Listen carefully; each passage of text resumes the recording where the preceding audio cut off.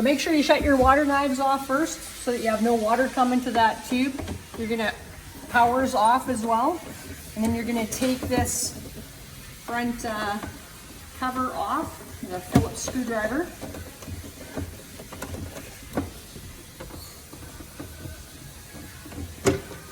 Okay.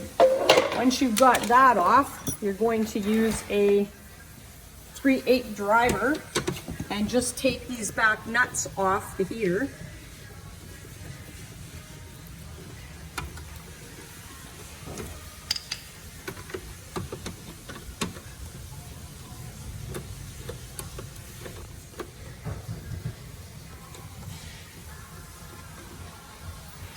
And you crack these sides, you're going to get some water leaking out of the line, so just kind of undo it, let the water drain out. You've got your knives off, so it's not going to drain the whole hot tub, it's just going to drain the water in the lines. So I'm going to loosen both of these off.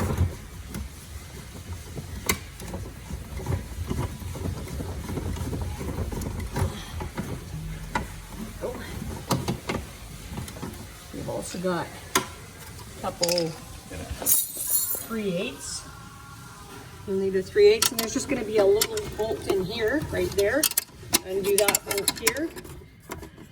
And then there's one underneath here. We'll undo that one. Releasing the heating tube from its position in there. It should just come straight out now.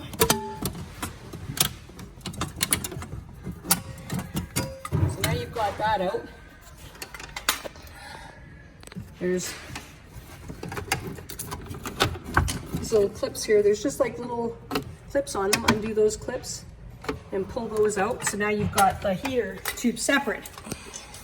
Now that you've got the heater tube separate, you want to take a 1/4 inch. There's a little tiny nut underneath that copper thing there. You're just going to put a 1/4 wrench on there and use your 3/8 driver. Make sure that post doesn't move anywhere. You're basically holding this post in place. This is the part I was talking about. You don't want to break that epoxy off here. If you didn't hold that nut, you're going to break that epoxy and then your heater's not going to work. So you just want to grab it with that 1/4 inch, undo the post. Once you got that all off, then you're going to take your, what is that? 3/4 inch, and you're just going to undo these big nuts here.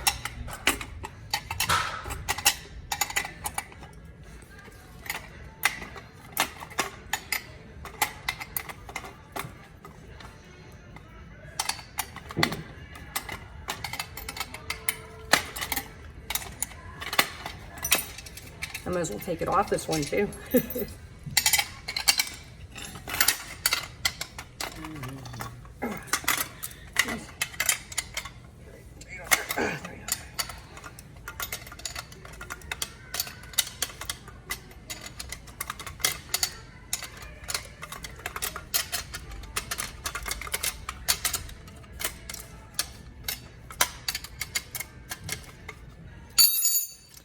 So now once you got those all off, these things pop down in there and that just is gonna slide out.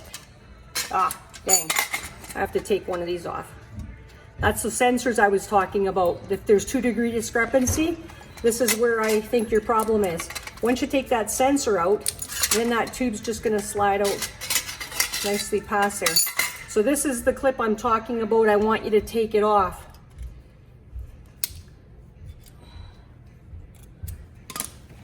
Let's see.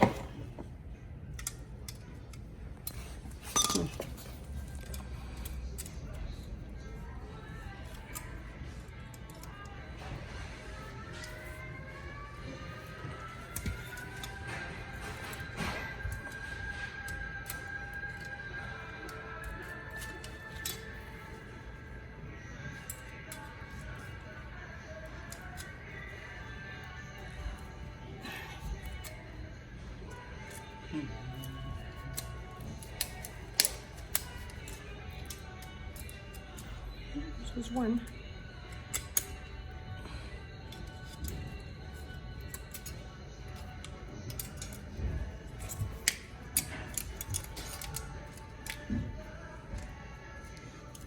Jesus.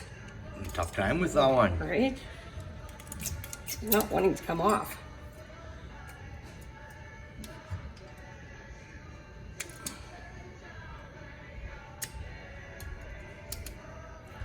Jeez. Told you the whole thing would take a half an hour. It's just going to take a half an hour to take that off. So yeah, these, you just want to kind of have those split a little bit more. So now when I put it back in there, the only thing you really want to watch for is these, there's O-rings on there. Make sure they don't pop up or that they're still in position, those O-rings.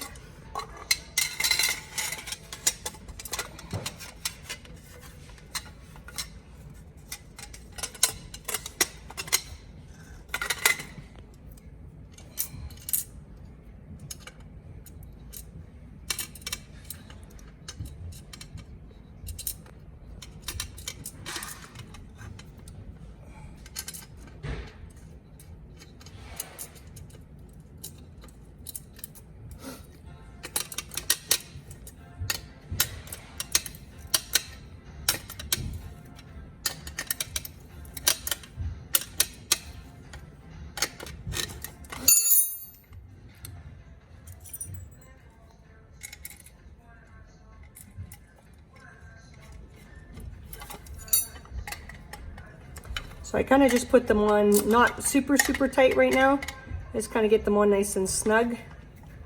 And once they're snug, I generally just go back into this end. And I want those sensors, that's the sensor there. I kind of just want to pull that over and I want to like have them spaced evenly. And then I kind of hold that in place with my thumb while I tighten this up nice and those nuts up nice and tight down there.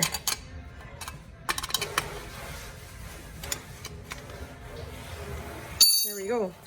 So that's nice now. It's away from the sensor. That tether basically would have put it really close to that sensor, and that's where sometimes we have problems. So take that tether off, put it all back together like so. These I'll just put those on loosely so that I can get it all back together.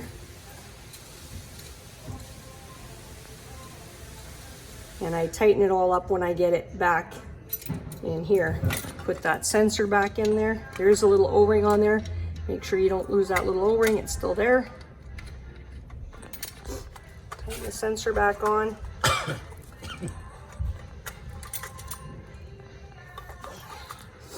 Okay, now I'm gonna basically put it back in there.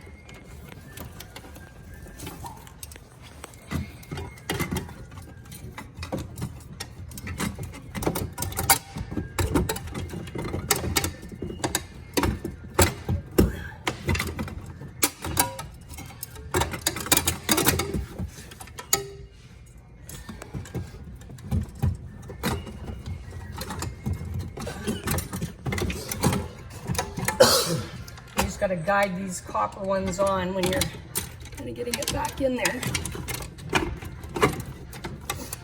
There we go. And what I usually do is I usually put these back on first. Oh, boy. I usually put these back on first because they'll help hold everything in place too.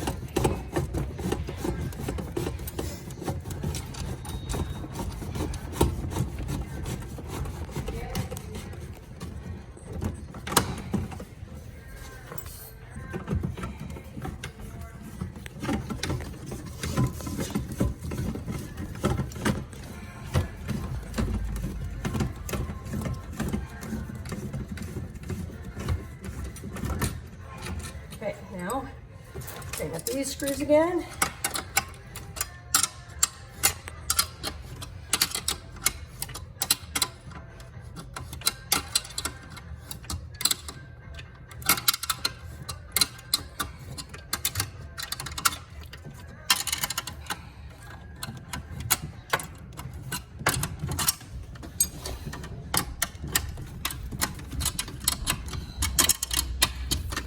These clips back in.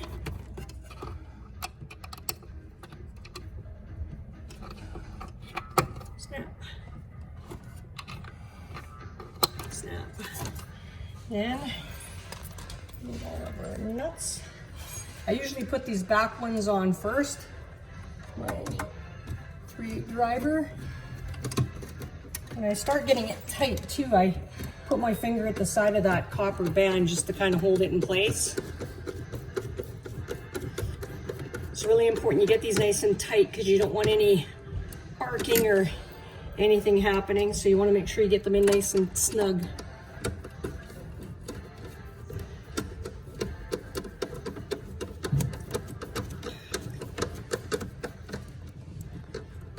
Now that that back's nice and tight, I'm just going to grab my 3/8 and my 1/4 again. So I'm going to put my 1/4 on that bottom one, tighten down this top nut.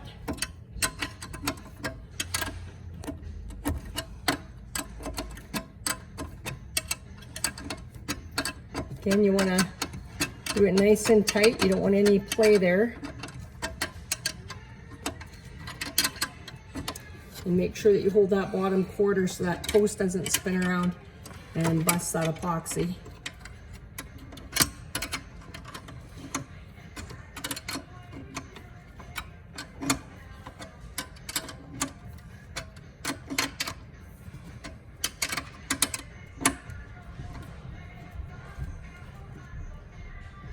There we go, perfect. You're ready to put the cap back on and turn your power on and you're done.